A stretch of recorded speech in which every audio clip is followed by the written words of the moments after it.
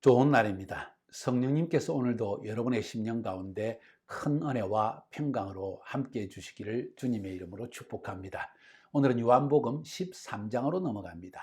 1절부터 20절까지 오늘 보겠는데요. 제목을 이렇게 삼았습니다. 당신이라면 인생의 마지막에 무슨 말을 남기겠습니까? 혹은 당신이라면 인생의 마지막에 이제 마지막 순간이 다가왔다는 것을 알게 될 때, 느끼게 될 때 무엇을 하겠습니까? 하는 제목을 삼아봤습니다. 왜냐하면 오늘 13장부터 17장까지 5장에 걸쳐서 예수님은 이제 자신이 십자가에서 고난을 당하여 죽으실 때가 온 것을 느끼시고 제자들과만 시간을 보내면서 마지막 교훈, 가르침을 그들에게 주시는 것을 오늘 볼 수가 있습니다. 13장에서는 겸손의 본을 보이시고 서로 사랑하라고 가르치시고 14장, 15장, 16장에서는 그 유명한 성령님에 대한 이야기, 예수님과 똑같은 분으로서 보혜사 성령님을 너희 가운데 보내주어서 너희들이 홀로 있지 않고 나의 영이 너희와 함께 거할 것이다 하는 말씀을 주시고 17장에서는 대제사장적인 기도를 예수님께서 성부 하나님께 드리면서 너희들이 하나 되어야 될 필요성에 대해서 하나님과 하나 되어지고 예수님과 하나 되어지고 또 제자들 간에 하나 되어야 될 필요성에 대해서 주님은 말씀해 주셨습니다. 인간이 자기 인생을 마치고 이 세상을 떠날 때가 가까웠을 때 무슨 말을 남기게 될까요? 그래서 오늘 제목을 그렇게 삼은 것입니다. 성경에 보면은요, 많은 위대한 성경의 위인들이 마지막 유언의 말씀 혹은 고별 설교 이런 것을 한 걸 볼 수가 있습니다. 아브라함, 야곱, 모세, 여호수아, 다윗 여러 가지 말들이 있는데 거기서 배울 점이 참 많은 것 같아요. 그 중에서도 예수님의 말씀이 실제로 우리의 삶의 모본이 되어지고 본받아야 할 부분이 되겠지요. 오늘은 1절부터 20절까지 이제 겸손의 본을 보이신 예수님의 이야기만 보려고 합니다. 겸손의 본. 마지막 이 세상을 떠나기 전에 가장 사랑하는 제자들에게 남긴 말씀은 서로 섬겨야 한다 하는 말씀이었습니다. 오늘 1절 한번 먼저 볼까요?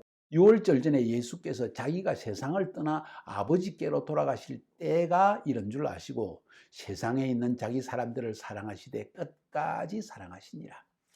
세상을 떠나게 된 것을 알게 될 때 어떤 사람은 슬퍼하면서 가진 재물을 놔두고 가는 것이 아까워하고 혹은 죽는 순간까지 이제 내일이면 죽는다고 하는데도 재물을 쌓으려고 고집을 부리고 애를 쓰는 사람, 자기 자존심을 내세우고 끝까지 화해하지 않고 가는 사람, 다양한 사람이 있는데 또 어떤 사람들은요 정말 사람을 사랑해서 마지막 죽는 순간까지 나 자신을 생각하지 않고 남겨져 있는 사람들을 정말 사랑해서 그들을 위해서 무슨 말을 해줄까, 무엇을 남겨줄까 이렇게 생각한 사람이 있는 것 같습니다. 예수님은 우리에게 굉장한 본이 되십니다. 남아있는 자기의 제자들, 주님이 택하신 그 제자들을 사랑하시되 끝까지 사랑하시더라. 이 말씀은 자기의 모든 것을 주어서 사랑하고 또 그들을 사랑하여서 무엇을 할 수 있을까를 마지막 순간까지 생각하셨다는 그런 이야기입니다. 여러분은 어떻습니까? 또 저는 어떨까요?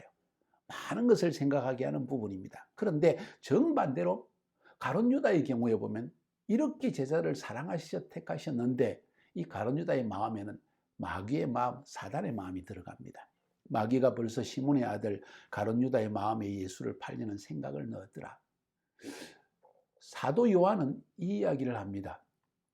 가룟 유다가 예수님을 판 것은 사단의 유혹과 미혹의 영이 들어가서 그런 것이다. 자, 이거 굉장히 중요한 이야기입니다. 가룟 유다가 좋은 사람이다, 나쁜 사람이다 평가를 내두고 이건 영적 전쟁이라는 거예요. 우리의 삶 가운데서 때로 사람이 정말 정반대로 바뀌어서 사람을 배반하고 그렇게 착하던 사람이 악한 일을 행하는 것을 보게 될 때 단순히 그 사람의 죄악인가 하는 것을 생각할 때 꼭 그런 것만은 아닌 때가 많이 있는 것을 느끼게 됩니다.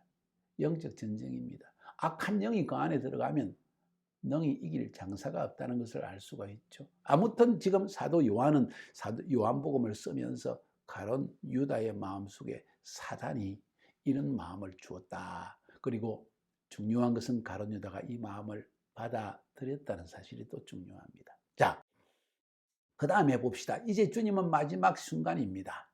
바로 유월절 어린 양으로 돌아가셔야 되기 때문에 3절에 보니까 저녁 먹는 중 유월절 식사 중에 예수는 아버지께서 모든 것을 자기 손에 맡기신 것과 또 자기가 하나님께로부터 오셨다가 아버지께로 돌아갈 것을 아시고 때에 대한 인식입니다. 가장 중요한 순간입니다. 뭘 내가 이제 할 수 있을까? 제자들에게 뭘 보여줘야 할까? 무엇을 그들에게 가르쳐야 될까? 그들이 남은 생애를 하나님 앞에 살아가면서 가장 중요한 일은 무엇일까? 관계 안에서 해야 될 가장 중요한 것. 여기 중요한 것은 가서 전도해라.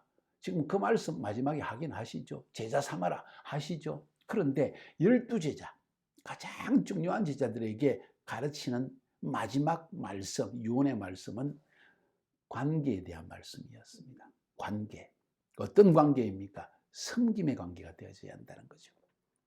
저녁 잡수시던 자리에서 일어나 겉옷을 벗고 수건을 가져다가 허리에 두르시고 이에 대야에 물을 떠서 제자들의 발을 씻기시고 그 두르신 수건으로 닦기를 시작하여 시몬 베드로에게 이르렀다. 제자들을 한 명 한 명, 아마도 제가 생각할 때 가룟 유다의 발을 제일 먼저 씻어주지 않았는가 그런 생각도 하게 됩니다.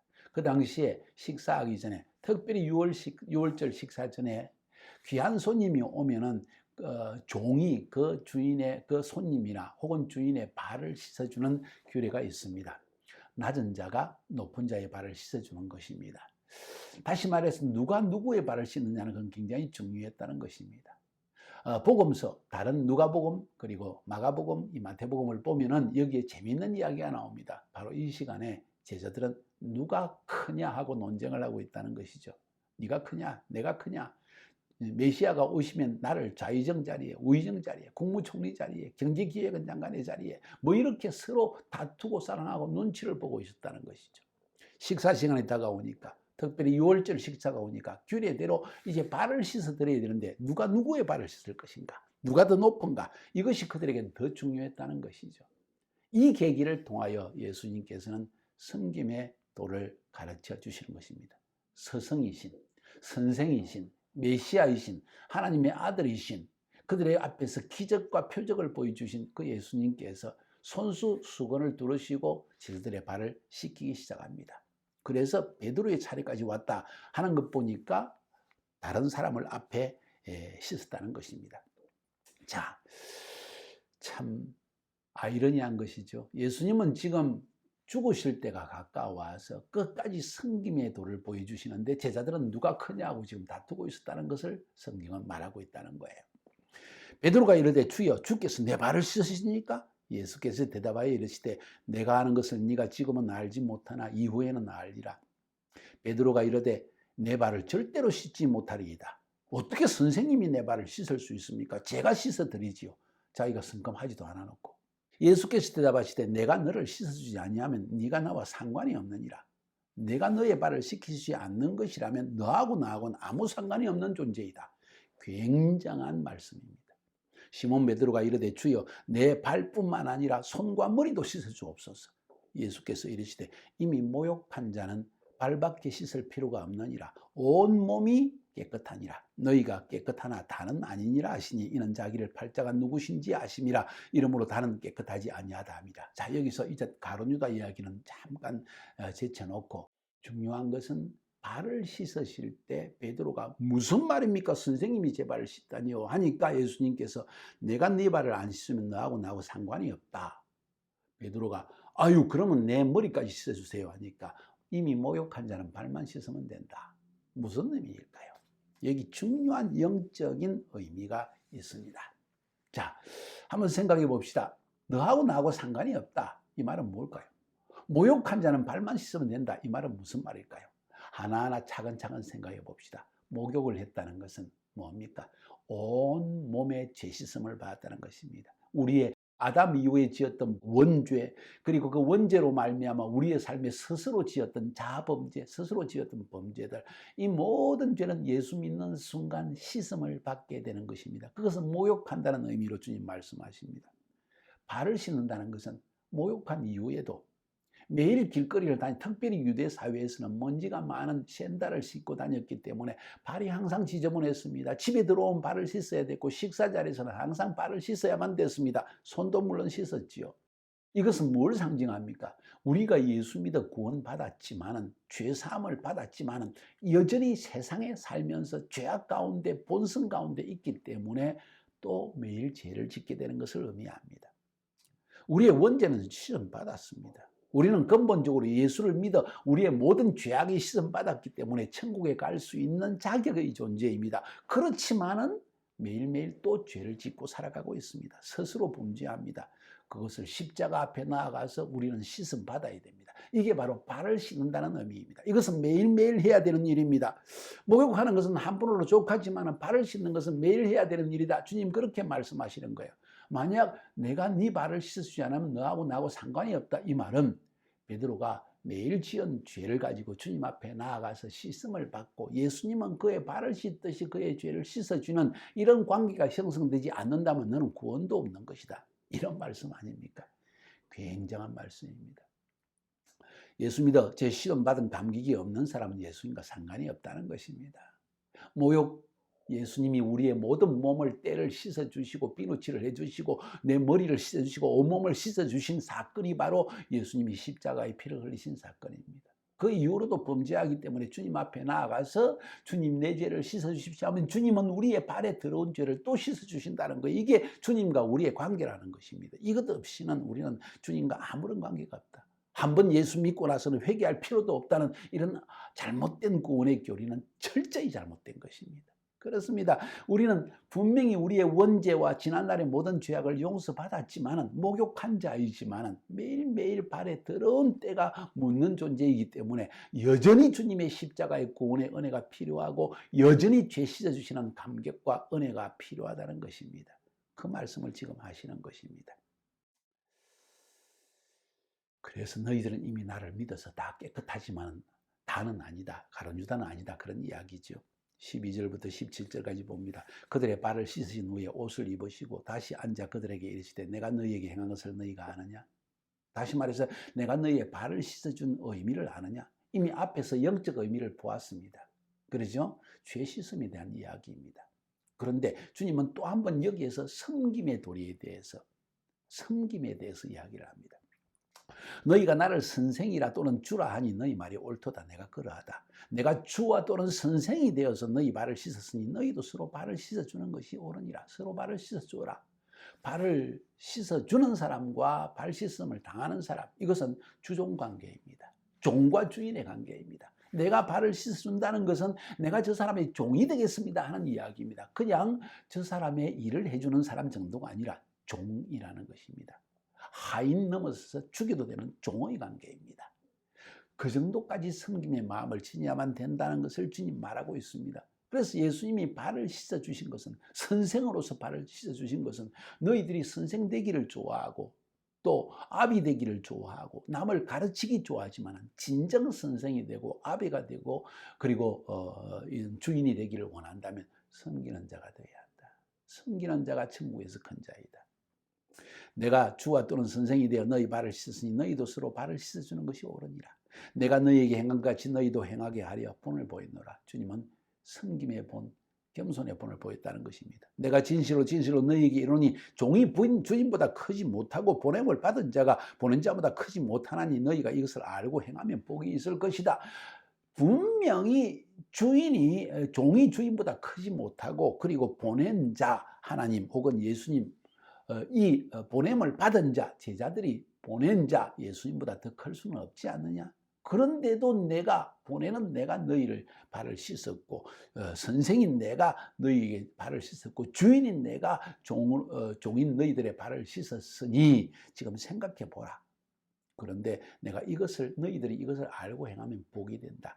천국의 진정한 복을 받는 사람은 높은 자리에 있는 사람이 아니다. 부유한 사람이 아니다. 똑똑하여 다른 사람을 통치하고 다스리고 하는 사람이 아니다. 진짜 하나님 나라에 복이 있는 사람은 섬기는 리더이다 하는 사실을 지금 철저하게 보여주는 것입니다. 그러니까 이 제자들의 발을 씻기는 사건을 통해서 주님은 두 가지의 분명한 의미를 가르치고 계십니다. 영적 의미는 죄 씻음을 받고 매일 회개하는 삶을 십자가 앞에서 살아가는 것이고, 두 번째 의미는 섬김의 삶을 살아야 한다. 진정 너희들이 하늘나라에서 복 있는 사람이 되기를 원한다면 진정 참된 하나님이 기뻐하시고 받으시는 리더요 선생과 아비가 되기를 원한다면 섬기는 자가 되어라. 섬김을 받으려고 하지 마라. 내 주장하기보다는 다른 사람의 말을 들어주는, 그리고 겸손하게 수용하는 태도가 종과 같은 마음을, 억울하지만은 침묵하는 것이 필요하다. 저 이거 많이 배우고 있습니다. 아내와의 관계 속에서, 다른 친구와의 관계 속에서 어쩌면 이것이 관계의 삶의 평강, 샬롬을 누리고 하나됨, 연합을 누리게 되는 가장 중요한 핵심은 바로 여기에 있는 것입니다. 그래서 예수님은 유언의 말씀입니다. 가장 사랑하는 제자입니다. 그들에게 가장 중요한 것은 가서 많은 사람 구원해라, 제자 삼으라 하는 말씀 전에 관계의 중요한 비밀을 말씀해 주시는 것입니다. 섬겨야 될 것이다. 섬겨야 행복할 것이다. 섬겨야, 종처럼 낮아져서 섬겨야만이 참된 리더가, 참된 선생이, 참된 아비가 될 것이다. 주장하지 말고, 가르치려고 하지 말고, 자녀라고 해서 섬겨야 될 것이다. 그들이 생각하는 것이 잘못된 것처럼 보일지라도 섬김의 마음으로 나아가라. 아내가, 남편이 잘못된 것처럼 보일지라도 섬기고 그 사람이 하고 싶은 일, 그 사람이 원하는 일에 오히려 섬기는 자가 되어주라. 그게 잘못된 것이면 어떡합니까? 하나님께서 행하실 일이다. 그 사람은 잘못된 일을 통해서 잘못된다는 것을 깨닫게 된다면 네가 섬기는 일을 통해서 그 사람은 깨달음을 얻은 것이다. 그런데 너가 가르치기 시작한다면 이 사람은 오히려 마음이 상할 것이다. 여기에 그런 이야기는 없지만 그런 내용을 담고 있는 게 아닌가. 관계의 중요한 법칙을 가르쳐 주십니다. 예수님이 제자들의 발을 씻기신 것, 섬기라는 것입니다. 우리는 어떠한지요? 나는 어떠한지요? 부끄럽게 이럴 데가 없습니다. 18절부터 20절 마지막 봅니다. 내가 너희 모두를 가리켜 말한 것이 아니니라. 나는 내가 택한 자들이 누구인지 알미라. 그러나 내 떡을 먹는 자가 내게 발꿈치를 들었다 한 성경을 응하게 하려는 것이라. 사도 요한은 요한복음을 쓰면서 가룟 유다가 지금 이렇게 배반하고 예수님을 십자가에 못 박도록 팔아넘기는 일이 성경의 예언이라는 거예요. 예언의 성취라는 것입니다. 불행한 일입니다. 가룟 유다, 스스로의 선택이라기보다 악한 영이 그 안에 들어갔고 마귀가 가룟 유다를 택했다고 볼 수도 있고, 또 하나님께서 미리 정하신 일인데 그 정하신 일의 악한 롤, 역할을 지금 가룟 유다가 하고 있다는 것을 지금 사도 요한은 말하고 있습니다. 우리가 그런 악한 일에 쓰임받아서는 안 되겠죠. 은혜에 속한 일입니다. 하나님 내게 은혜 베푸셔서 주의 나라를 위해 쓰임받게 하옵소서. 이런 기도 필요합니다. 그래서 저는 매일 기도합니다. 하나님 내게 은혜 베풀어 주소서. 은혜가 내게 사라져서 내가 사단의 도구로 쓰임받게 하지 않게 하여 주옵소서. 지금부터 일이 일어나기 전에 미리 너희에게 일러두면 일이 일어날 때 내가 그인 줄 너희가 믿게 하려 함이라. 내가 미리 알려주어서 나중에 이 일이 일어나면 가룟 유다가 예수님을 십자가에 못 박는 사건이 일어나면 너희들이 알게 될 것이다.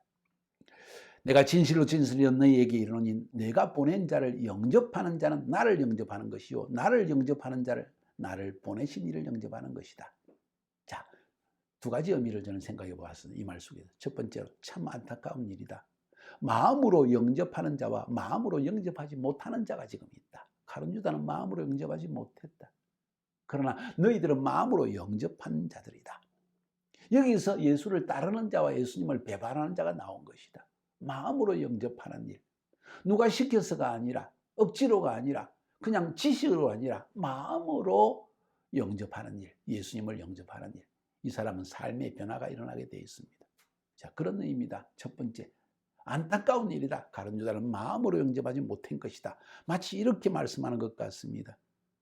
두 번째는 제자들을 위로하는 말씀입니다. 너희들이 나가서 복음을 증거할 때 너희의 말을 영접하면 바로 나를 영접한 것이요. 또 나를 영접하는 것은 아버지를 성부 하나님을 영접하는 것이다. 그 말씀을 지금 하고 있는 것입니다. 위로하시는 말씀입니다. 복음을 전하다가 영접하지 않는다고 해서 낭망하지 마라. 너희를 영접하지 않으면 나를 영접하지 않은 것이다. 너희를 영접하면 나를 영접하는 것이다. 그리고 하나님을 영접하는 것이다. 담대하게 복음을 증거하라. 이 말씀을 지금 하고 있는 것입니다. 예수 믿는 돌이 오늘 주님께서 가르치십니다. 가장 마지막 유언의 가르침, 섬겨야 한다. 그리고 주님과 관계 있는 사람이 되어라. 내가 죄 없는 사람처럼, 내가 의로운 사람처럼, 내가 다 옳은 것처럼 하지 말고 발을 씻으라. 주님 앞에 나가서 내 발을, 더러운 발을 내어드리라. 주님이 내 발을 씻어 주시도록 승리하시기를 주님의 이름으로 축복합니다.